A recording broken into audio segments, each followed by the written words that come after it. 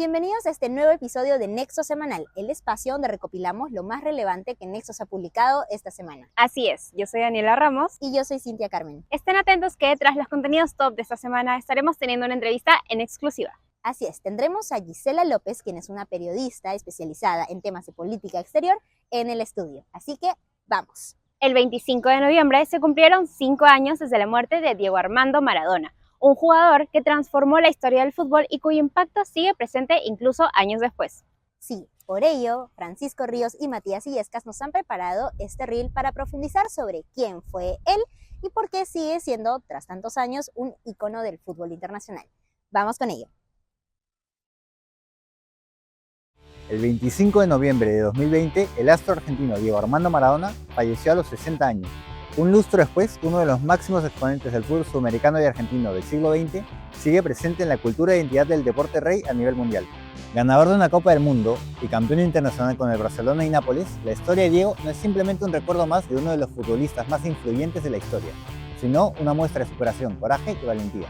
¿Pero quién fue Maradona? Maradona era un futbolista que para esa época era un 10 chato, pero guapo me refiero a que no tenía ningún problema en chocar, en que le metan faltas y se levantaba, en responder. Creo que nunca nadie ha llegado a tener ese nivel de influencia en un equipo de fútbol, en un campeonato corto.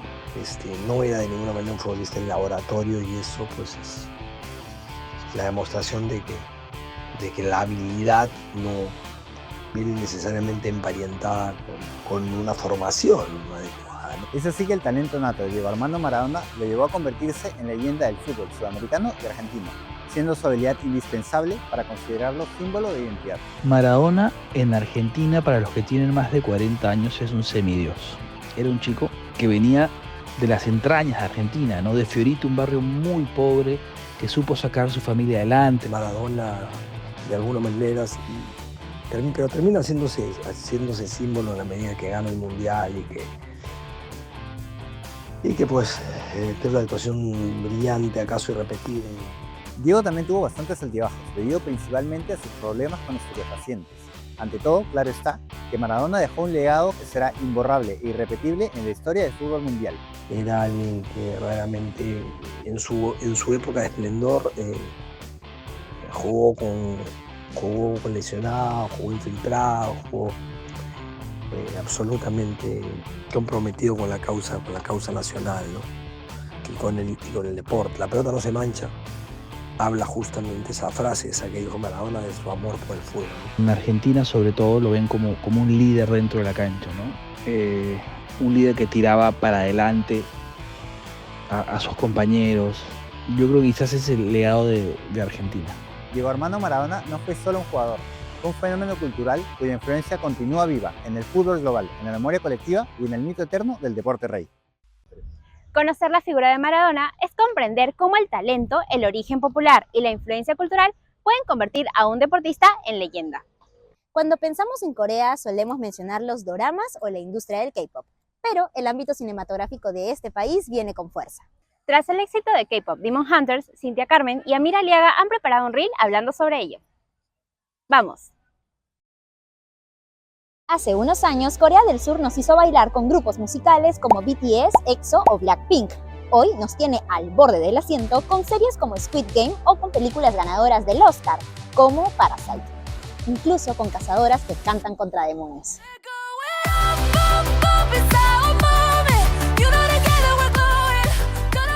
Bienvenidos a la nueva ola cultural coreana que redefine el entretenimiento mundial. A finales de los 90 surge el término Hallyu, que significa ola coreana. Esta definición toma fuerza en China debido al creciente interés en la cultura popular surcoreana. La industria musical tomó gran fuerza en ese momento con artistas como TVXQ, Rain y BoA, mientras que los dramas televisivos brillaban con series como Winter Sonata. Con el paso del tiempo y la popularización de la cultura coreana, el giro audiovisual se hizo cada vez más evidente hasta consolidarse en la actualidad. Yo creo que Corea tiene una estrategia de expansión cultural que ya viene de años. décadas, diría yo. Estoy hablando del 2005, más o menos. Ya en esa época yo recién tuve un contacto con la cultura coreana, pero en Japón y en todo el Asia ya era un referente, ¿no? La industria coreana parece tener un nuevo foco. El cine y las series están apareciendo bajo el reflector con historias que van más allá de los doramas. Pero, ¿es posible hablar de una marca coreana en el mundo audiovisual? Sí hay algunas características que se han generado desde el K-pop, el lenguaje televisivo coreano, los K-dramas, la animación coreana. Todas estas diferentes industrias culturales han generado sus propios lenguajes. Y hay una hibridez, un sincretismo entre todas estas manifestaciones culturales. Lo que sí es seguro es que detrás de los grandes movimientos culturales no solo están las empresas de entretenimiento, sino también la política del país, que ha sabido impulsar su cultura como una forma de identidad y poder blando ante el mundo. Yo creería que, a diferencia de la cultura más occidental, que tiene un enfoque más privado, pero últimamente Corea, esto ya no es simplemente una iniciativa privada, sino que se convierte en una política cultural nacional, ¿no? Eso implica una serie de beneficios, una serie de posibilidades, porque el gobierno coreano entiende que esa difusión permite un crecimiento de otras industrias relacionadas, ¿no? Si quieres saber más sobre la ola coreana en el mundo del entretenimiento, no te pierdas la nota completa en la web de Nexus. Sin duda, la ola Hallyu sigue creciendo y diversificando su impacto en el mundo audiovisual. El populismo político ya no es solo un concepto académico. Ahora lo vemos todos los días, en Instagram, en TikTok, en X y en más redes. Sí, y muchas veces no lo reconocemos. Pensamos que son tendencias o simples audios divertidos, pero ¿qué hay detrás? Para ello, Cintia Carmen y Alexandra Jade nos han preparado el siguiente reel. ¡Vamos! En la Lima de antaño, los políticos salían a los balcones y se reunían en las plazas para declamar sus propuestas para el país. Y claro, las dosis populistas no eran la excepción. Pero con el paso de los años y la llegada de la era digital, el populismo político ha cambiado esos espacios tradicionales a las redes. Entonces, ¿cómo se transforma este fenómeno cuando se adapta al lenguaje digital? Los jóvenes están mucho más entrenados, nacen con las redes, ¿no? Es mucho más rápido para ellos, ¿no?, informarse de esa manera que a través de medios tradicionales. Con un simple video piensan que ya se están informando. La juventud opta por las redes para informarse, por lo que muchos políticos han decidido adaptarse a estas plataformas con vías de ganarse la audiencia y el apoyo. Antiguamente, pues para tener esa idea o transmitir ese mensaje, tenías que llenar plazas, tenías que tener un discurso que generalmente mostrara esa capacidad de movilización, si no, pues no era muy creíble, ¿no? Y este es el tipo de liderazgo populista que había antes. Entonces, un poco la discusión ahorita es los diferentes canales que eso puede tomar. Y generalmente se oponen en una definición que se ha llamado más ideológica, pero estrecha. Y lo que está pasando ahora con los medios de comunicación es que tienes que mostrar un gran apoyo, una gran capacidad de convocar en esos medios digitales, no tradicionales, y movilizar a través de eso. Eli Pariser estableció el concepto Filter Bubble, que consiste en la idea de que los algoritmos de las redes seleccionan y nos muestran contenido que coincide con nuestras preferencias. Este fenómeno reduce nuestra exposición a puntos de vista distintos y genera un reforzamiento de nuestras propias concepciones. Sin embargo, un problema más se suma a la ecuación. Los contenidos que ahora aparecen en las redes no son solo creados por humanos. La inteligencia artificial se vuelve un motor de producción adicional entre el ruido informativo. Que además se alimenta con los famosos trolls o incluso bots. No es solamente son personas, sino ya es la máquina, ¿no?, inteligencia artificial, que lo que está alimentando el debate permanente. Es hora de que los políticos se pregunten, ¿informar con transparencia o caer en el populismo digital para solo generar simpatía? Es clave mirar estos fenómenos desde el lado comunicacional. No es solo política, son algoritmos, audiencias y emociones. Hola a todos, ¿cómo están? Estamos aquí en el set de Nexo Semanal para conversar con la periodista especializada en temas de ámbito internacional, Gisela López. Y vamos a hablar un poco sobre el panorama de la región con recientes elecciones en Chile y en otros sitios de Sudamérica. ¿Qué tal, Gisela? ¿Cómo está? Hola, ¿qué tal? Gracias por invitarme. Bueno, primero quería empezar hablando un poco de... Hace un par de semanas fueron las elecciones en Chile, la primera vuelta electoral en Chile, y bueno, hubo resultados no muy sorpresivos, pero en cuanto a la victoria de Janet Jara, fue una victoria con un resultado menor del que se esperaba. y el que pasó a la segunda vuelta fue Kast. ¿Qué lectura le podemos dar a estos resultados? Bueno, en realidad el pase a la segunda vuelta sí estuvo peleado, sobre todo por saber cuál de los candidatos de derecha iba a pasar, ¿no? Todavía no estaba muy seguro si Kast iba a pasar a la segunda vuelta porque estaba muy peleado con otros dos candidatos, que era Johannes Kaiser, que es un libertario como el Milei de Chile, y Evelyn Matei, que es una política de la derecha tradicional muy conocida, ¿no? Que parecía que a inicios de año iba a ser la candidata de la derecha, ¿no? Entonces ahí estaba la pelea, ¿no? Entonces realmente se sabía que Janet Jara iba a pasar a la segunda vuelta y es la candidata del oficialismo, pero no se sabía quién de la derecha, ¿no? Entonces eso estuvo muy peleado, ¿no? Entonces finalmente, bueno, ha sido José Antonio Kast, que es el candidato republicano, que es, digamos, un ultraconservador, no tanto como Kaiser, ¿no? Pero fue quien finalmente pasó a la segunda vuelta, ¿no?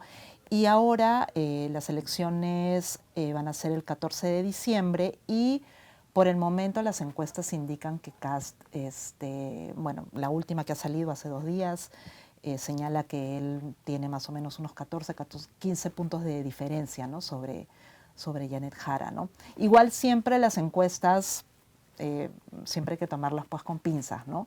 Pero ya se sabía más o menos que, digamos, el panorama ahí va a ser cuál es el porcentaje de los otros candidatos que le van a dar a cada uno, ¿no? Para saber si Janet Jara realmente va a lograr equiparar esa diferencia que tiene, ¿no? Vamos a ver.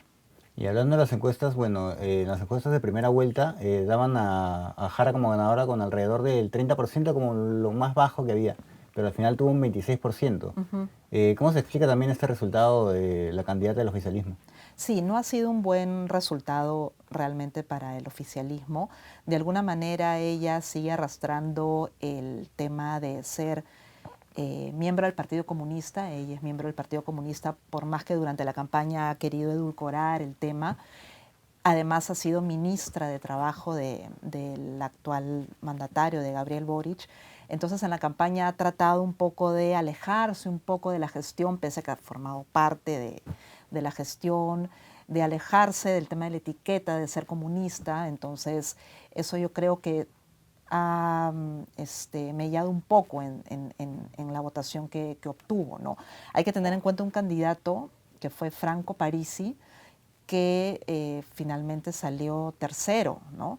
Con un porcentaje importante, ¿no? Entonces él estaba siempre con su eslogan era ni facho ni comunacho, o sea que él no era ni de la extrema izquierda ni de la extrema derecha. Entonces mucha gente, digamos que de centro, que no se identificaba con Janet Jara, finalmente terminó votando por Parisi. Entonces ahora realmente la expectativa está en ver si esos votantes que tuvo Parisi, que no fueron pocos, más o menos él habrá sacado un 16%, si no recuerdo bien. Casi 20, un 19. Claro, entonces cuántos realmente van a ir a Kast, lo cual prácticamente ya le darían la victoria, o si algunos se van a disgregar hacia Janet Jara, ¿no? Entonces ahí está la expectativa, ¿no? Para ver cómo esos votos se van moviendo, ¿no? Otra de las razones que dicen que provocó este resultado negativo para el partido de Janet Jara es que ha habido un incremento en las cifras de criminalidad y inseguridad, también de la migración en Chile. Y esta ha sido también la bandera un poco de los candidatos de derecha, ¿no? Sí. Como Kast o Kaiser. ¿Cuánto crees que va a pesar eso en la segunda vuelta electoral? Sí, eso va a ser un tema, definitivamente ese ha sido el tema de campaña, más que la economía ha sido un tema de la inseguridad, que es el tema de bandera que siempre tiene la derecha chilena y que la ha tenido en los últimos años. Entonces, si bien Chile no es un país con cifras de violencia preocupantes como lo tenemos acá en el Perú o en Ecuador, la sensación de inseguridad es muy elevada, ¿no? Entonces, ciertamente ellos también tienen una inmigración, sobre todo venezolana, elevada, también tienen mucha inmigración haitiana, dominicana, que nosotros no la tenemos, por ejemplo. Entonces, se le culpa, ¿no? Como siempre a los inmigrantes, se culpa de la inseguridad, ¿no? Entonces, ese es, digamos, ha sido, digamos, el caballito de batalla, ¿no? de Kast en en estas elecciones y en las anteriores también, ¿no? Entonces yo creo que al ser Janet Jara, digamos, la candidata del oficialismo, por más que se quiere desmarcar de Gabriel Boric, creo que eso le va a pasar factura, ¿no? Entonces sí, el tema de la inseguridad está siendo el tema más importante, ¿no? Sobre todo para los chilenos, el chileno de a pie, ¿no? Hay que acordarnos que en la elección pasada, cuando ganó Boric, estaba todo el tema del estallido social que hubo en su momento, del 2019, de las protestas en las calles, ¿no? Entonces él de alguna manera captó, ¿no? ese descontento. Ahora, digamos, el descontento es otro, ¿no? No se logró cambiar la Constitución y eso fue pues una gran derrota, digamos, moral para el presidente Boric, ¿no? Entonces ahora todo el tema de la inmigración está hacia eso. También falló la propuesta de Kast del cambio de Constitución, ¿no?